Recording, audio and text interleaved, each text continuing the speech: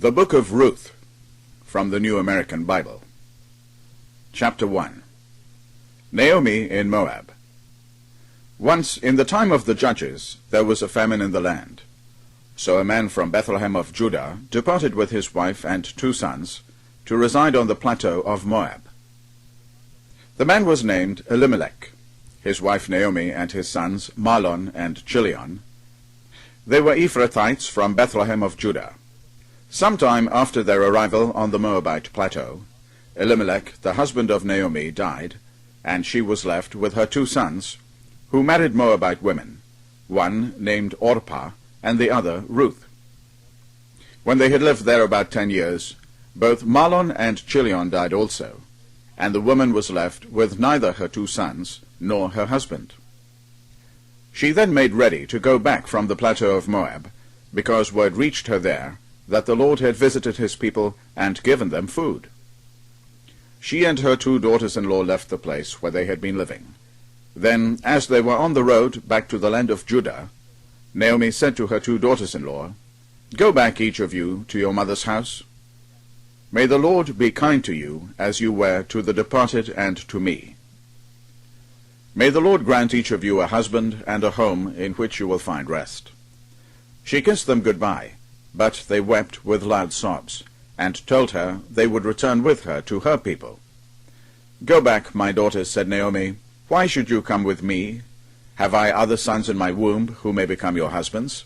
Go back, my daughters, go, for I am too old to marry again, and even if I could offer any hopes, or if tonight I had a husband, or had borne sons, would you then wait and deprive yourselves of husbands until those sons grew up? No, my daughters, my lot is too bitter for you, because the Lord has extended his hand against me." Again they sobbed aloud and wept, and Orpah kissed her mother-in-law good-bye, but Ruth stayed with her. "See now," she said, "your sister-in-law has gone back to her people and her God. Go back after your sister-in-law." But Ruth said, "Do not ask me to abandon or forsake you, for wherever you go, I will go. Wherever you lodge, I will lodge. Your people shall be my people, and your God my God. Wherever you die, I will die, and there be buried. May the Lord do so and so to me, and more besides, if aught but death separates me from you." Naomi then ceased to urge her, for she saw she was determined to go with her. The return to Bethlehem. So they went on together till they reached Bethlehem. On their arrival there, the whole city was astir over them, and the women asked, "Can this be Naomi?" But she said to them, "Do not call me Naomi. Call me Mara, for the Almighty has made it very bitter for me. I went away with an abundance, but the Lord has brought me back destitute. Why should you call me Naomi, since the Lord has pronounced against me, and the Almighty has brought evil upon me?" Thus it was that Naomi returned with a Moabite daughter-in-law, Ruth, who accompanied her back from the plateau of Moab. They arrived in Bethlehem at the beginning of the barley harvest. Chapter 2. The Meeting. Naomi had a prominent kinsman named Boaz, of the clan of her husband Elimelech. Ruth the Moabite said to Naomi, "Let me go and glean ears of grain in the field of anyone who will allow me that favor." Naomi said to her, "Go, my daughter," and she went. The field she entered to glean after the harvesters happened to be the section belonging to Boaz of the clan of Elimelech. Boaz himself came from Bethlehem and said to the harvesters, "The Lord be with you." And they replied, "The Lord bless you." Boaz asked the overseer of his harvesters, "Whose girl is this?" The overseer of the harvesters answered, "She is the Moabite girl who returned from the plateau of Moab with Naomi. She asked leave to gather the gleanings into sheaves after the harvesters, and ever since she came this morning, she has remained here until now, with scarcely a moment's rest." Boaz said to Ruth, "Listen, my daughter, do not go to glean in anyone else's field. You are not to leave here. Stay here with my women servants. Watch to see which field is to be harvested, and follow them. I have commanded the young men to do you no harm. When you are thirsty, you may go and drink from the vessels the young men have filled. Casting herself prostrate upon the ground, she said to him, "Why should I, a foreigner, be favored with your notice?" Boaz answered her, "I have had a complete account of what you have done for your mother-in-law after your husband's death. You have left your father and your mother and the land of your birth, and have come to a people whom you did not know previously. May the Lord reward what you have done. May you receive a full reward from the Lord, the God of Israel, under whose wings you have come for refuge." She said, "May I prove worthy of your kindness, my lord. You have comforted me, your servant, with your consoling words. Would indeed that I were a servant of yours." At mealtime Boaz said to her, "Come here and have some food. Dip your bread in the sauce." Then as she sat near the reapers, he handed her some roasted grain, and she ate her fill, and had some left over. She rose to glean, and Boaz instructed his servants to let her glean among the sheaves themselves, without scolding her, and even to let drop some handfuls, and leave them for her to glean, without being rebuked. She gleaned in the field until evening, and when she beat out what she had gleaned, it came to about an ephah of barley, which she took into the city, and showed to her mother-in-law.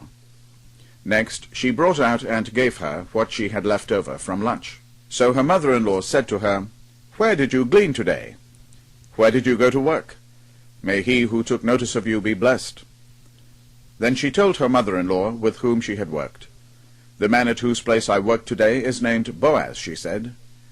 "May he be blessed by the Lord, who is ever merciful to the living and to the dead," Naomi exclaimed to her daughter-in-law, and she continued, "He is a relative of ours, one of our next of kin. He even told me," added Ruth the Moabite, "that I should stay with his servants until they complete his entire harvest." "You would do well, my dear," Naomi rejoined, "to go out with his servants, for in someone else's field you might be insulted." So she stayed gleaning with the servants of Boaz until the end of the barley and wheat harvests. Chapter 3.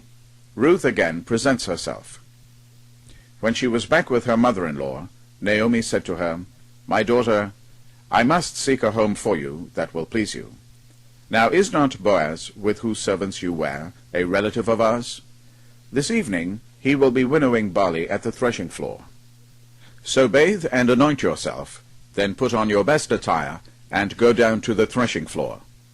Do not make yourself known to the man before he has finished eating and drinking. But when he lies down, take note of the place where he does so. Then go, uncover a place at his feet, and lie down. He will tell you what to do." "I will do whatever you advise," Ruth replied. So she went down to the threshing floor, and did just as her mother-in-law had instructed her. Boaz ate and drank to his heart's content. Then, when he went and lay down at the edge of the sheaves, she stole up, uncovered a place at his feet, and lay down. In the middle of the night, however, the man gave a start, and turned around to find a woman lying at his feet. He asked, "Who are you?" And she replied, "I am your servant Ruth. Spread the corner of your cloak over me, for you are my next of kin." He said, "May the Lord bless you, my daughter.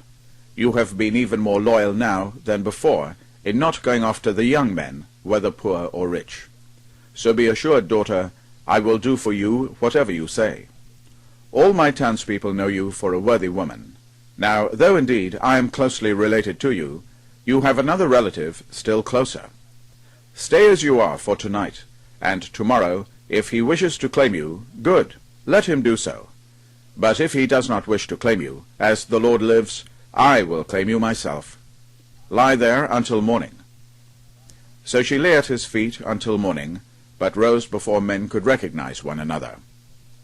Boaz said, "Let it not be known that this woman came to the threshing floor." Then he said to her, "Take off your cloak and hold it out." When she did so, he poured out 6 measures of barley, helped her lift the bundle, and left for the city. Ruth went home to her mother-in-law, who asked, "How have you fared, my daughter?" So she told her all the men had done for her, and concluded, "He gave me these 6 measures of barley, because he did not wish me to come back to my mother-in-law empty-handed." Naomi then said, "Wait here, my daughter, until you learn what happens, for the man will not rest, but will settle the matter today." Chapter 4. Boaz marries Ruth. Boaz went and took a seat at the gate, and when he saw the closer relative of whom he had spoken come along, he called to him by name, "Come and sit beside me." And he did so. Then Boaz picked out 10 of the elders of the city, and asked them to sit nearby. When they had done this, he said to the near relative, "Naomi, who has come back from the Moabite plateau, is putting up for sale the piece of land that belonged to our kinsman Elimelech. So I thought I would inform you, bidding you before those here present, including the elders of my people, to put in your claim for it if you wish to acquire it as next of kin. But if you do not wish to claim it, tell me so, that I may be guided accordingly, for no one has a prior claim to yours, and mine is next." He answered, "I will put in my claim." Boaz continued, "Once you acquire the field from Naomi, you must take also Ruth the Moabite, the widow of the late heir, and raise up a family for the departed on his estate." The near relative replied, "I cannot exercise my claim, lest I depreciate my own estate. Put in a claim yourself in my stead, for I cannot exercise my claim." Now it used to be the custom in Israel that, to make binding a contract of redemption or exchange, one party would take off his sandal and give it to the other. This was the form of attestation in Israel. So the near relative, in saying to Boaz, "Acquire it for yourself," drew off his sandal. Boaz then said to the elders and to all the people, "You are witnesses today that I have acquired from Naomi all the holdings of Elimelech, Chilion, and Mahlon.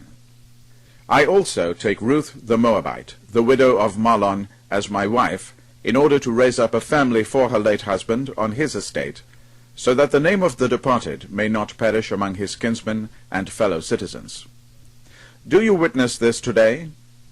All those at the gate, including the elders, said, "We do so." "May the Lord make this wife come into your house like Rachel and Leah, who between them built up the house of Israel. May you do well in Ephrathah, and win fame in Bethlehem. With the offspring the Lord will give you from this girl, may your house become like the house of Perez, whom Tamar bore to Judah." Boaz took Ruth. When they came together as man and wife, the Lord enabled her to conceive, and she bore a son. Then the women said to Naomi, "Blessed is the Lord, who has not failed to provide you today with an heir. May he become famous in Israel. He will be your comfort, and the support of your old age, for his mother is the daughter-in-law who loves you. She is worth more to you than 7 sons." Naomi took the child, placed him on her lap, and became his nurse. And the neighbor women gave him his name, at the news that a grandson had been born to Naomi. They called him Obed. He was the father of Jesse, the father of David. These are the descendants of Perez. Perez was the father of Hezron. Hezron was the father of Ram. Ram was the father of Amminadab. Amminadab was the father of Nahshon. Nahshon was the father of Salmon. Salmon was the father of Boaz. Boaz was the father of Obed. Obed was the father of Jesse, and Jesse became the father of David.